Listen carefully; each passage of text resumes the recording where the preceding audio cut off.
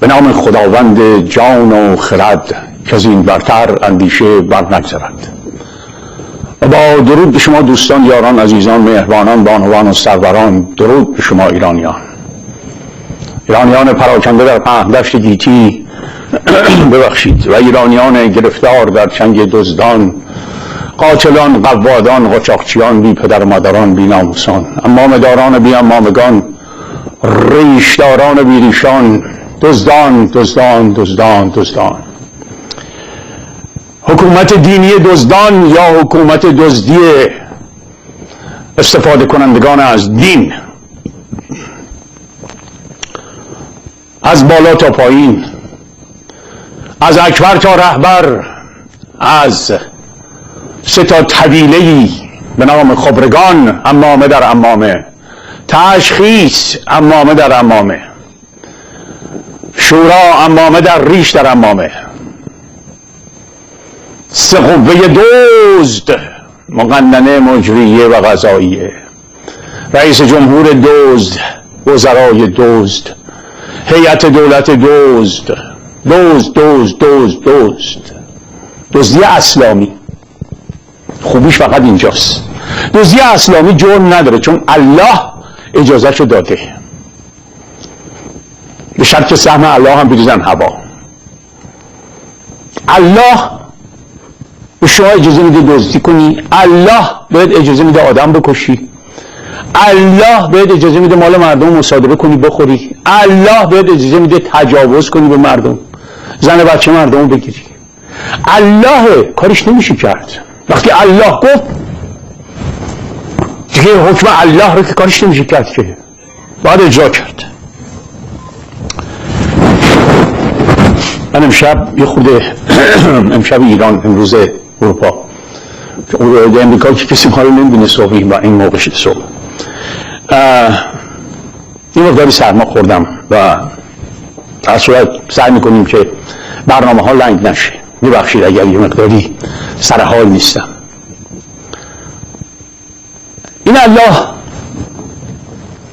برای اینکه رابطه‌شون تنگاتنگ بشه بایستی دین اسلام نیاب محمدی رو سرپا نگه دارن.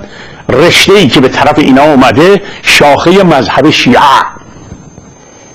آخه این اسلام نیاب محمدی خیلی شاخه است، چون دین قرص محکمیه، هی شاخه شده، مثل این درخت‌های کلفت که شاخه میده، نون توش داره. برید تو توضیح المسائل خمینی یا هر آخوند پوپیوز دیگه ای دلتون میخواد نگاه کنید، ببینید تو بخش خمس چی نوشته. تو قرآن هم برین دنبال خمس بگردین پیدا نمیشه. غنیمت رو میگه خمس، اینا یه چیزای دیگه میگه. تای دریا مگه میری؟ جون اگه خوردت نهنگه خوردت، اگه اومدی بیرون مرواری دستت بود 20% مال منه. برید بخونید 3-4 صفحه راجع به خمس نوشته.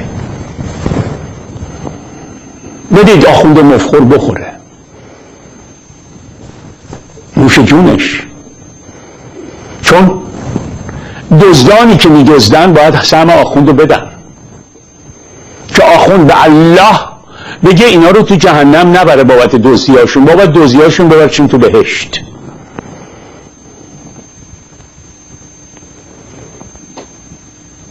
اگرم پولاتو همه رو ازت گرفتن، واسه الله زیرزمینی هم دوباره باید پول بدی، چون یه الله هم زیر زمینه، اسمش امام زمونه.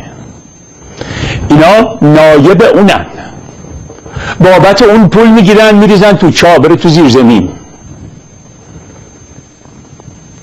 آخوندا از تو پول میگیرن که ببرن سر چای سامره بریزن تو چاه.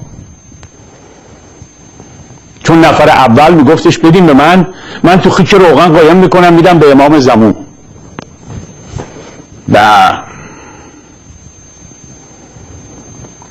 صبح به صبح آخونده میره تای چاه صبحونه‌شو میخوره، میاد بالا، یه کاغذم دستشه، میگه مال امام زمون دادم، اونجا غذاهام خوردم، اینم امام زمون امضا کرده که من نماینده‌شم. درود به شما ایرانیان، با هر تفکر سیاسی، هر باور مذهبی و هر گویش. به جز خیانتکاران به سرزمین و مردم ایران که خوشبختانه تعدادشون خیلی زیاده. ما خیانتکار تا دلت بخواد داریم. وطن پرست اگه دیدی سلام منم بهش برسون.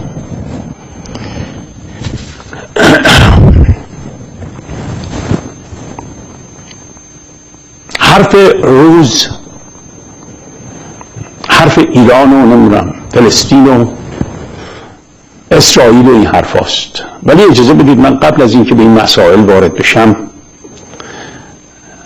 یه مقداری با دوستانی که ایمیل میفرستن صحبت بکنم. این قلمم بردارم که این جواب ها رو وقتی میدم. آقای پرسیدن یهودیان چرا انقدر تعصب دارن؟ بسیار خودخواهیه. میبینید این شخص میگه اینی که من دارم درسته، تعصبم روش دارم، ولی یهودیه اونی که از پدرش بهش ارث چرا تعصب داره؟ یه خود فکر بکنید. حالا این رو بیایم بزرگش بکنیم. علت این که اینو خوندم نه کاری به یهودیت دارم نه کاری به اسلام دارم، کاری به یاد گرفته های خودمون دارم که از وقتی که از بچگی هستیم چیا به همون میگن تا بزرگ که میشیم اینا نقش توی مغزمون میشه و بیرون اومدن از اینها سخته. یکی دیگه از دوستان ایمیلی فرستاده بود گفتار بزرگان رو درباره دین. یکی دیگه از دوستان ایمیلی فرستاده بود خیلی فلسفی و ریاضی راجع به بیگ بنگ و این حرفا. ببینید دوستان عزیز، من زیاد دنبال کارهای باسوادی نمیرم. میدونید برای چی؟ برای اینکه من چیزی نمیخوام به شما بگم که بعد از اینکه برنامه تموم شد یک کلمش هم به یادتون نیاد. من فرمول براتون نمیخوام بخونم. من اسم قلمبه سلمبه نمیخوام بگم. یه داستان یاد آمد، داستان نه حقیقتیه. این داروش مهرجویی که الان کارگردان سینماست، این رو من معرفی کردم به سینما. اون وقتی که هیچ کسی نبود، یه پسر جوانی بود اومده بود و تا اونجا هم که تونستم براش زحمت کشیدم، ولی آدم اپورتونیستیه، خودش بالاتر از همه است. یه مقداری دیالوگایی می نوشت گفتم اینا که مفهوم نداره. گفت تو نمیدونی وقتی مردم نفهمن فکر میکنن تو خیلی میفهمی. چخ یادم نمیره این حرفش. سر 20 سالگیش این حرفا رو میزد. 20 سال 22 سالش بود که چه بدبختی من کشیدم سر الماس 33. ایشون بهره برداریشو کرد و رفت وزارت فرهنگ رو. حالا کاری نداریم، زمانش گذشته. استعداد فیلمسازی داره، اینا منجر نمیشن. به دلیل اینکه من تشخیص دادم استعداد فیلمسازی داره کمکش کردم که کارگردان بشه. ولی یه فیلمساز خوب حتما نباید آدم خوبی باشه، یا از نظر یه عده آدم خوبی هم ممکنه باشه. حالا چون داشتم راجع به این حرف می‌زدم که وقتی برای من گفته های بزرگان رو فرستادید خیلی هم قشنگه، ولی واضح حرف نزدم. من کلاس سقراط و افلاطون و ارسطو و اپیکور درس نمیدم. من با مکتب کانت و برتراند راسل کاری ندارم. من دنبال آدم هایی هستم که جنس و پوست ماها رو میشناسن. یه دونه اینجا پیدا کردم، صادق هدایت. ببینید چجوری این حرفش میره زیر پوست آدم. اشخاص ترسو، نادان و خرافه پرست چیز تازه را گرچه حقیقت روشن و محسوس هم باشد نمیپذیرند. این جواب به اون دوستی که میگفت آخه آقا ما چیکار کنیم، ما هرچی به اینا میگیم اینا یه جای دیگه هن. اینو اگر بدونی اون وقت میدونی چجوری عمل بکنی. اشخاص ترسو، نادان و خرافه پرست چیز تازه را گرچه حقیقت روشن و محسوس هم باشد نمیپذیرند و پی بهانه میگردند و اشکال تراشی میکنند و هیچ دلیلی آنها را قانع نخواهد کرد.